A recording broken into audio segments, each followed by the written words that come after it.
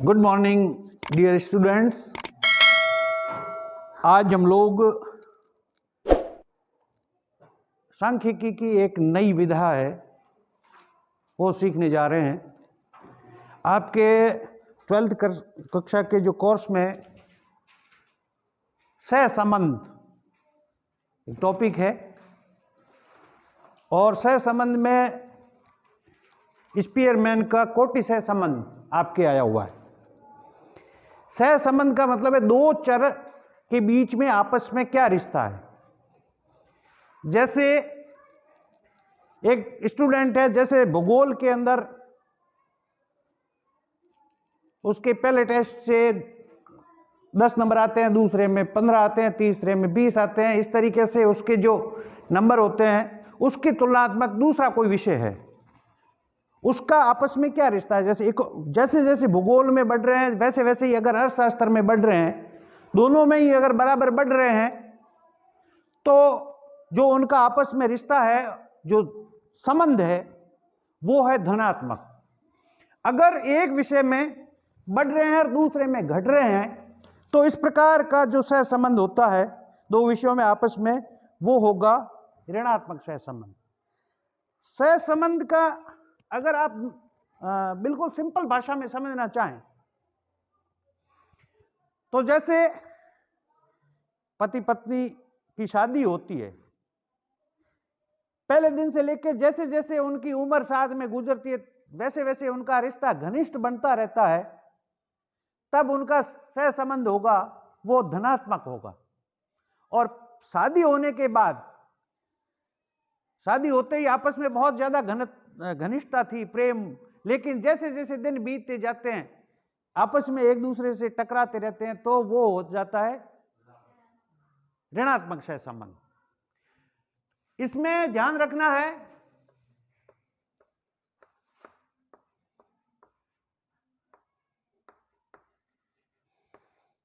संबंध का मतलब आप समझ रहे हो। सहसंबंध आपके जो कोर्स में है कोटि सहसंबंध, और इसके जो शुरुआत में कोटि सहसंबंध के जो प्रेरणा थे वो थे स्पीयरमैन, इसलिए इसके स्पीयरमैन का कोटि सहसंबंध के नाम से जाना जाता है। इसमें आपके दो चर होंगे और उनके आपस के अंदर क्या कौन सा रिश्ता होगा, आपस में कितना संबंध होगा, और यह संबंध हमेशा -1 से लेके और 1 के बीच में होगा। यानी 1 है तब तो पूरा धनात्मक है और -1 है तो ऋणात्मक है।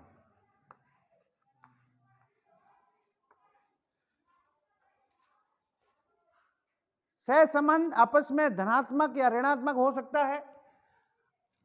प्लस में अगर आता है तो धनात्मक है, और इसका जो आपको कोटि सहसंबंध का जो भी गुणांक आप आखिर में आंसर आएगा वो -1 से +1 के बीच में ही आएगा।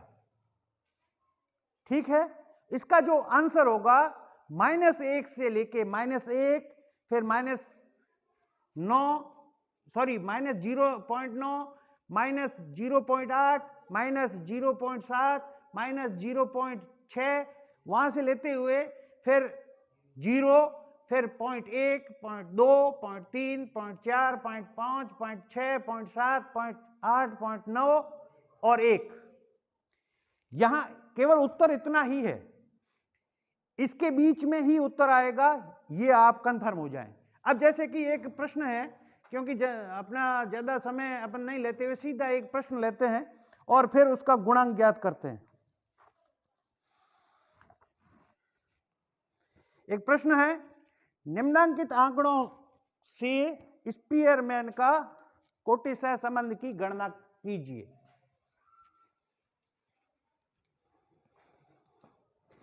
निम्नांकित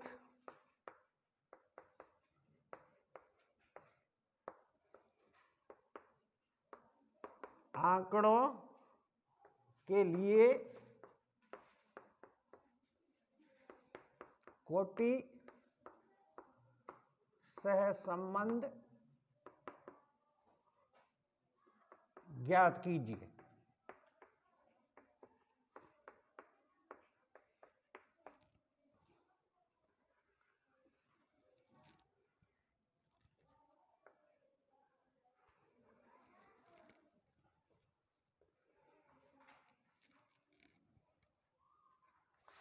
x और y,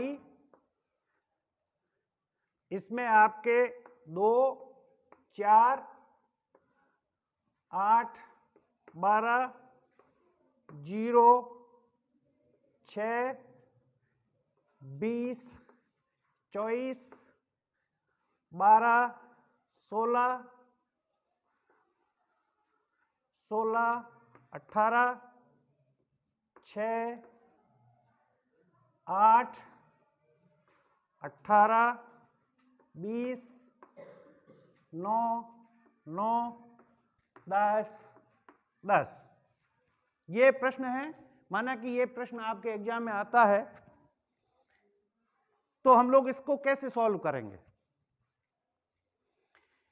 इसकी ये जो चर है x चर और फिर y, इन दोनों को कोटि सहसंबंध ज्ञात करने के लिए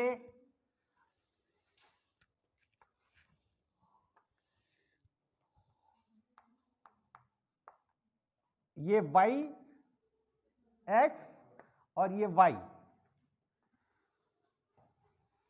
और ये संख्याएं आप वापस लिखोगे 2, 8, 0, 20, 12, 16, 6, 18, 9 और 10। इसके ठीक सामने ये 4, 12, 6, 24, 16, 18, 8, 20, 9, 10। यहां तक कोई प्रॉब्लम है? ये जो लिखे हुए आपको ऐसे लिख दिया है। अब आपको क्या करना है, इनकी कोटियां ज्ञात करनी है। x की कोटि और y की कोटि। अब कोटि क्या होती है वो पहले समझ लो। कोटि तो एक मेरे पे नहीं हुई है, ये भी कोटि है, लेकिन इसमें कौन सी कोटि ज्ञात करनी है? कोटि का मतलब है उसकी श्रेणी में क्रमांक। ये इन संख्याओं में, अब जो कोटि दो प्रकार, आरोही और अवरोही, हम लोग अवरोही नहीं करके आरोही करेंगे। करना क्या है, जो संख्या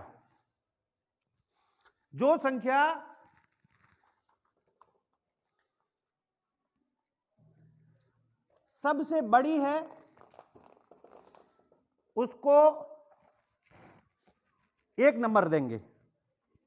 इसमें अगर सबसे बड़ी संख्या, पहले x की ज्ञात करते हैं। सबसे बड़ी संख्या कौन सी है? कहां है? 20 है, ये 1 नंबर। इससे छोटा 18, ये है 2 नंबर। उसके छोटा 16, ये 3 नंबर। फिर 12, ये 4 नंबर। 5 नंबर, 6 नंबर,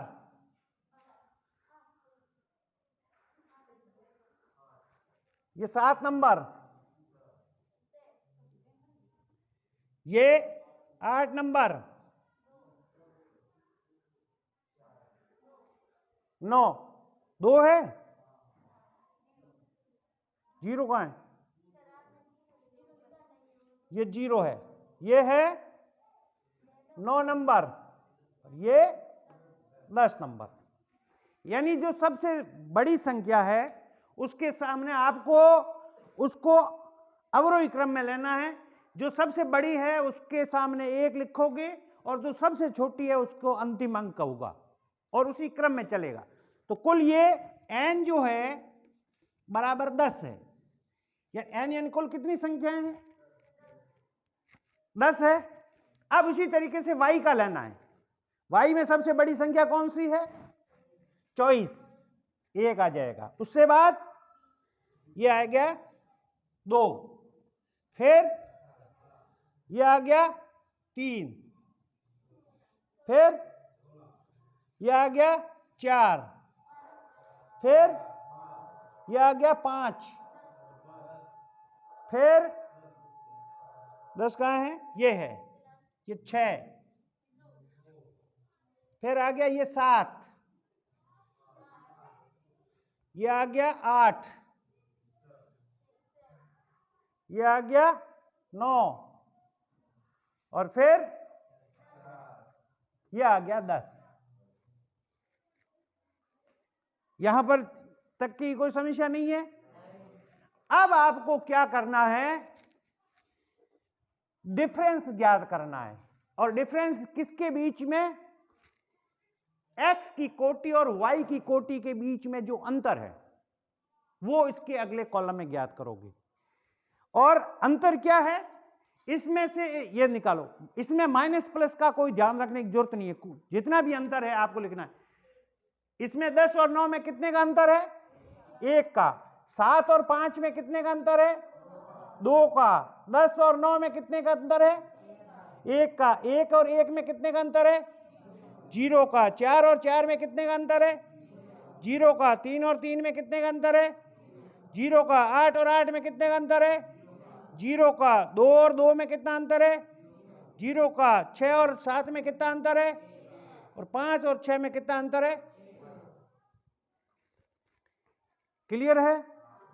इसमें कोई जहां कहीं भी डाउट लगे आपको कि चीज सर ये कैसे हुआ, तो वो आप पूछना। जब तक नहीं है तब तक आगे समझो। और अगला जो आपका कॉलम है उसमें आपको डी स्क्वायर करना है। जो डिफरेंस है आया हुआ है, विचलन इन दोनों के बीच में जो अंतर है उसको यहां लिख दिया, और उसका वर्ग यहां अगले कॉलम में लिखो। वर्ग 1 को 1 से गुणा करोगे कितना आएगा? 1। 2 को 2 से गुणा किया, 1 को 1 से गुणा किया, 0 को 0 से 0 0 0 0, 1 को 1 से 1 और 1 को 1 से। क्लियर है?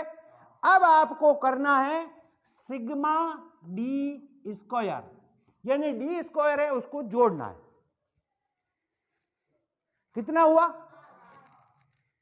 4 5 6 7 और 8 आ गया। इसमें अब आपको आगे का एक, इसके बाद में आगे जो कड़ी है उस इतना करने के बाद इसमें आपको सूत्र लगाना है। और सूत्र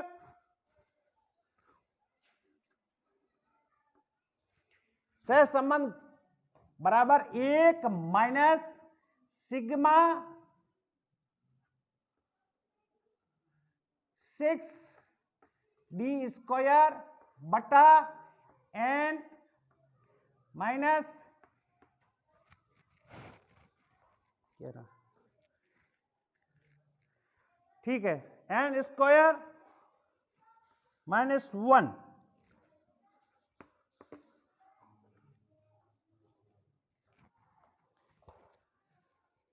ये आपको सहसंबंध ज्ञात करने के लिए इस सूत्र को देखना पड़ेगा। और अब आपका ये टेबल बन जाती है तो 50% काम हो गया है। ये जो है ये P नहीं होके ये सहसंबंध का एक सिंबल है, ठीक है। तो 1 माइनस और सिग्मा 6 डी स्क्वायर, सिग्मा 6 गुणा 8। अच्छा, इसमें आगे आप लिखोगे n कितना है? 10, और फिर 10 स्क्वायर माइनस 1।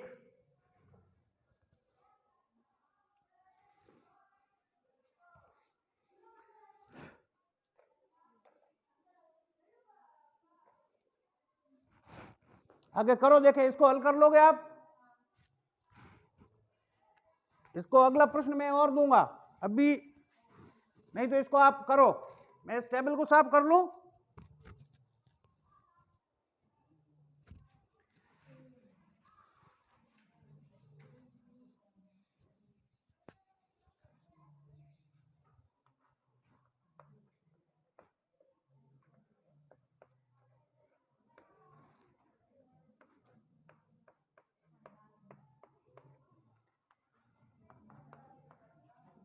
6 को 8 से गुणा किया कितना हुआ, और 10 माइनस 10 को 10 स्क्वायर कितना होता है 100 माइनस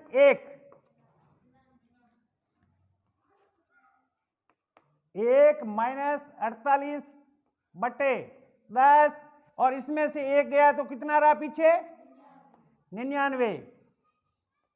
1 माइनस 48 बटे 990 करो। अब भाग किस में देना है 48 के अंदर, किसका देना है 48 के अंदर 990 का भाग दो, दे दोगे 2 देखें,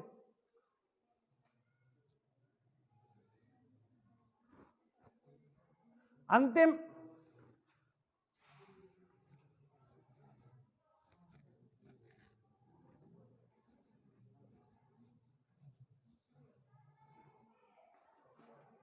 अड़तालीस 990 इसमें जाएगा नहीं, 490 तो भी नहीं गया, तो और दशमलव के बाद एक जीरो आ गया और फिर गया 990 को 5 से गुणा करो, देखें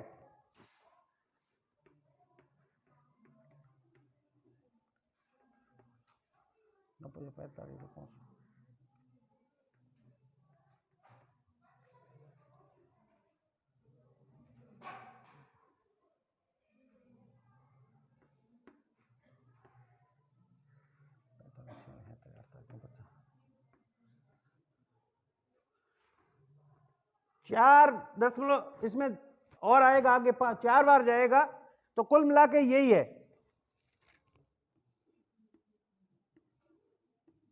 आपको 2 अंकों तक लेना है, एक में से 0.05 अगर निकालेंगे तो कितना आएगा,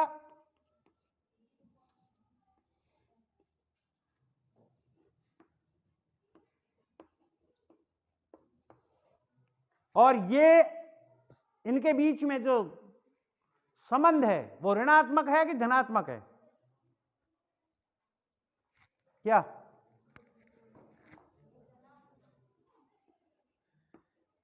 ये संबंध ऋणात्मक है कि धनात्मक है, धनात्मक है। अगर माइनस आती संख्या तो ऋणात्मक होता, संख्या प्लस में है, इसलिए इन दोनों जो कोटियां थी x कोटि और y कोटि, इन दोनों के बीच में धनात्मक सहसंबंध है।